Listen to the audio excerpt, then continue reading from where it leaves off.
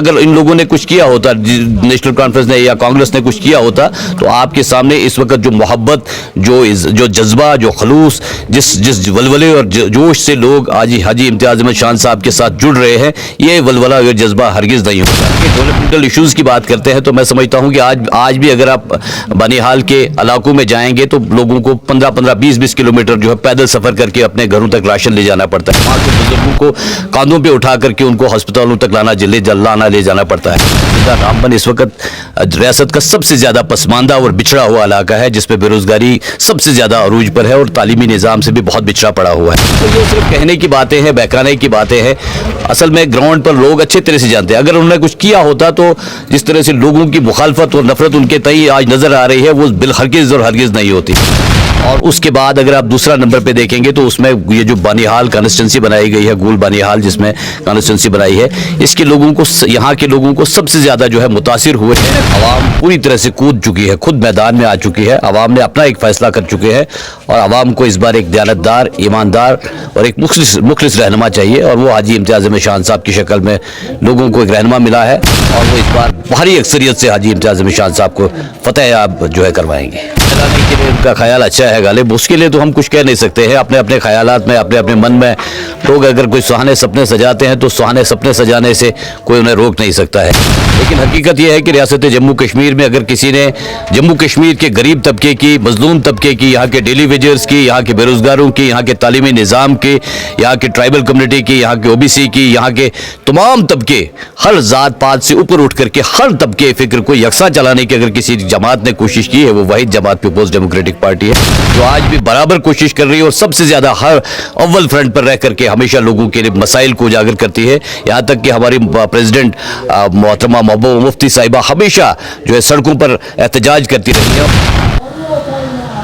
बानिहाल गूल assembly हलके में लगातार तमाम उम्मीदवार कोशिश कर रहे हैं कि आखिर किस तरह से बानिहाल गूल असेंबली हलका इंतखाबात में जाओ वो जीत दर्ज की जाए। मेरे साथ शाहबाज मिर्जा जी हैं, सीनियर लीडर हैं PDP के। इनसे हम जानने की कोशिश करेंगे कि आखिर इन लोगों को क्या लग रहा है, क्योंकि इन लोगों की तरफ से लगातार अलग अलग ब्लॉक्स में, पंचायत में जाकर डोर टू डोर कैंपेनिंग की जा रही है। वक्त बहुत कम बचा है और क्या शाहबाज मिर्जा को ये लगता है कि PDP की जीत इस बार जो है वो यकीनी है? शाहबाज साहब, क्या कुछ लगता है आपको? बहुत कम वक्त बचा है, आपको क्या लगता है कि PDP इस बार जो है बानिहाल गोल असेंबली हल्के से जीत दर्ज करने में कामयाब होगी? इंशाअल्लाह अज़ीम, इस बार हमें पुख्ता यकीन है, अल्लाह की बारगाह में हमें पूरा यकीन है कि इस बार जो है आवाम पूरी तरह से कूद चुकी है, खुद मैदान में आ चुकी है। आवाम ने अपना एक फैसला कर चुके हैं और आवाम को इस बार एक दयानतदार, ईमानदार और एक मुखलिस रहनुमा चाहिए, और वो हाजी इम्तियाज अहमद शान साहब की शक्ल में लोगों को एक रहनुमा मिला है और वो इस बार भारी अक्सरियत से हाजी इम्तियाज अहमद शान साहब को फतेह आप जो है करवाएंगे। शाहबाज साहब, आपने इन लोगों के लिए आज तक ऐसा क्या काम किया? 2014 में भी आपके कैंडिडेट ने यहाँ पर पार्टिसिपेट किया था। लोगों का ये भी कहना है कि 2014 के बाद अब 2024 में इम्तियाज शाह नजर आए, तो लोग आपको वोट क्यों करेंगे?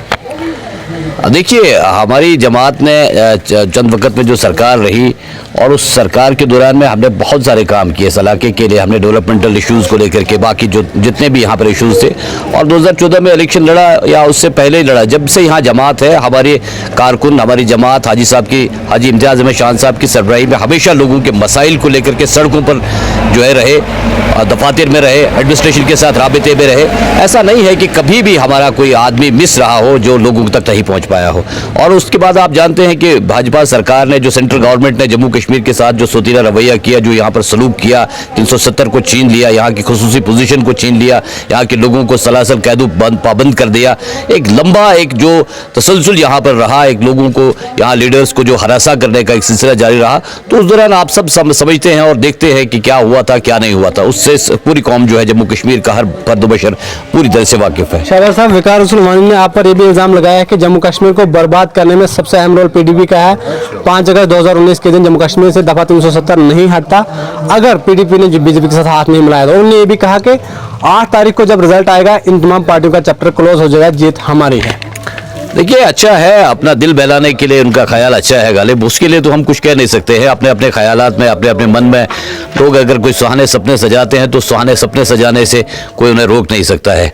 लेकिन हकीकत यह है कि रियासत जम्मू कश्मीर में अगर किसी ने जम्मू कश्मीर के गरीब तबके की, मजलूम तबके की, यहाँ के डेली वेजर्स की, यहाँ के बेरोजगारों की, यहाँ के तालीमी निज़ाम की, यहाँ के ट्राइबल कम्युनिटी की, यहाँ के ओबीसी की, यहाँ के तमाम तबके, हर ज़ात पात से ऊपर उठ करके हर तबके फिक्र को यकसा चलाने की अगर किसी जमात ने कोशिश की है, वो वाहिद जमात पीपल्स डेमोक्रेटिक पार्टी है, जो आज भी बराबर कोशिश कर रही है और सबसे ज़्यादा हर अव्वल फ्रंट पर रह करके हमेशा लोगों के लिए मसाइल को उजागर करती है। यहाँ तक कि हमारी प्रेसिडेंट मोहतरमा महबूबा मुफ्ती साहिबा हमेशा जो है सड़कों पर एहतजाज करती रही हैं। और आपको शायद याद होगा कि जब ये गुपकार को बनाने के लिए जब इस तरह से साजिशें जो सेंट्रल गवर्नमेंट रच रही थी, तो उस वक्त कहीं ना कहीं हमारे जो नेता इस वक्त रियासत को बचाने की बात कर रहे हैं, जंगलात को बचाने की बात कर रहे हैं, या लोगों को और भी सुहाने सपने जो ख्वाब और बहकाने की कोशिश कर रहे हैं।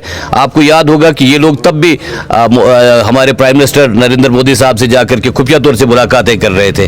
और महबूबा मुफ्ती साहिबा वो वाहिद लीडर थी जिन्होंने रात को नंगे पांव, जिनके पांव में जूता भी नहीं था, और एक एक घर के जाकर के, चाहे वो सजाद गनी लॉन साहब हों, चाहे फारूक अब्दुल्ला साहब हों, उमर साहब हों, या जितने भी दूसरे मेन स्ट्रीम के लीडर्स हों, एक एक घर जाकर के उन्होंने दस्तखत दी कि आओ हमें इकट्ठा होने की ज़रूरत है, हमें मुत्तहिद होना होगा, क्योंकि यहाँ पर रियासत जम्मू कश्मीर के तशक्कुस के ऊपर जो है एक बहुत बड़ा खतरा, यहाँ की कौम के ऊपर एक बहुत बड़ा खतरा जो है मंडला रहा है। इसके लिए हमें एक आवाज़ में इकट्ठे होना होगा। अगर हम नेशनल कांग्रेस और कांग्रेस के कैंडिडेट की बात करें, वो ये कह रहे हैं, कांग्रेस कैंडिडेट की अगर हम खासकर बात करें, वो कह रहे हैं मैंने बिजली दी, सड़क दी, तहसील बनाई, नियाबतें बनाई अपने दौर में, अब जो बाकी बचा खुचा काम है वो मैं इन अगले 5 सालों में पूरा करूंगा। आपको लगता है लोग उनके उस डेवलपमेंट को देखकर वोट देंगे? आपको लगता है कि डेवलपमेंट हुई है कुछ? देखिए मेरे भाईजान, मैं आपको एक बात बताना चाहूँगा कि जो मैं समझता हूँ कि अगर आप रियासत जम्मू कश्मीर में इस वक्त जो सर्वे के मुताबिक आप देखेंगे तो ज़िला रामबन इस वक्त रियासत का सबसे ज़्यादा पसमानदा और बिछड़ा हुआ इलाका है, जिसपे बेरोज़गारी सबसे ज़्यादा अरूज पर है और तालीमी निज़ाम से भी बहुत बिछड़ा पड़ा हुआ है।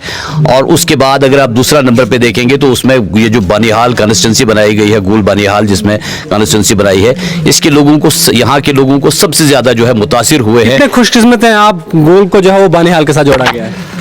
देखिए, ये एक डिलिमिटेशन है। असल में मैं समझता हूँ कि कहीं ना कहीं ये भी ज़्यादती हुई है। हालांकि ये एक बहुत बड़ा हल्का इंतखाब है, एक बड़ी नशिस्त के लिए जो है जिसमें 3 कॉन्स्टिट्यूंसीज बड़े आराम से बन सकती थी। लेकिन फिर भी मैं समझता हूँ बानिहाल के लोगों के साथ भी बहुत ज़्यादा जुल्म हुआ है। और ख़ासतौर से मैं पहाड़ी तबके की अगर मैं बात करूँ, वहाँ जो बानिहाल के पहाड़ी इलाकों के लोग हैं उनके साथ तो हमेशा ही इस्तेहाल हुआ है। हमेशा बानिहाल से होता है, फिर भी उनके साथ जुल्म हुआ है। जहाँ तक ये डेवलपमेंटल इशूज़ की बात करते हैं तो मैं समझता हूँ कि आज भी अगर आप बानिहाल के इलाकों में जाएंगे तो लोगों को 15-15, 20-20 किलोमीटर जो है पैदल सफर करके अपने घरों तक राशन ले जाना पड़ता है। वहाँ के बुजुर्गों को कांधों पे उठा करके उनको अस्पतालों तक ले जाना पड़ता है। तो ये सिर्फ कहने की बातें हैं, बहकाने की बातें हैं।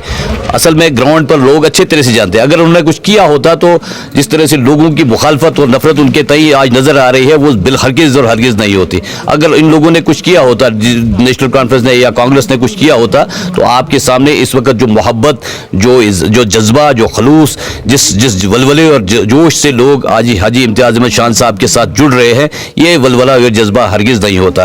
लेकिन ये उन्हीं की नफरत, उन्हीं की कारस्तानी, काले कारनामों की वजह से ये नताइज सामने आए हैं कि इस वक्त जो है पीपल्स डेमोक्रेटिक पार्टी अल्लाह के फजल करम से इसमें बानिहाल कॉन्स्टिट्यूंसी में इस नशिस्त पर नंबर अव्वल पर चल रही है। और इंशाअल्लाह ताला मैं समझता हूँ कि भारी अक्सरियत से 40,000 से ज़्यादा लीड लेकर के जो है हाजी इम्तियाज़ अहमद शान साहब, पीपल्स डेमोक्रेटिक पार्टी यहाँ पर एक अजीम फतेह हासिल करने वाली है। आखिरी सवाल आपसे, शहबाज मिर्जा को क्या लगता है कि पीडीपी अगर मजबूत है तो उसके मद्दे मुकाबिल कौन होगी, यानी किसको जो है आप अपने मुकाबले में समझते हैं? आपको क्या लगता है कि इस कैंडिडेट के साथ हमारा मुकाबला है? अभी तक तो दूर तक हमें कोई नजर नहीं आ रहा है। फिलहाल हम बहुत आगे निकल चुके हैं। हो सकता है क्या होगा वक्त बताएगा। अभी बहुत सारे आयाम बाकी हैं, देखना होगा वक्त क्या, हालात और वक्त क्या किस करवट बदलता है। लोगों के लिए क्या मैसेज रहेगा जो खासकर इस बार बानिहाल गोल असेंबली हल्के में वोट डालने वाले? लोगों से हमारी मोदबाना गुजारिश रहेगी, हमारी अपील रहेगी कि हम सताए हुए लोग हैं, हम मजलूम लोग हैं, चाहे बानिहाल के लोग हों, चाहे गोल सब डिवीजन के पहाड़ी इलाकों के लोग हों या कस्बों के लोग हों, हम सारे मजलूम लोग हैं। हमारे साथ सिर्फ खिलवाड़ किया गया है सियासत के नाम पर,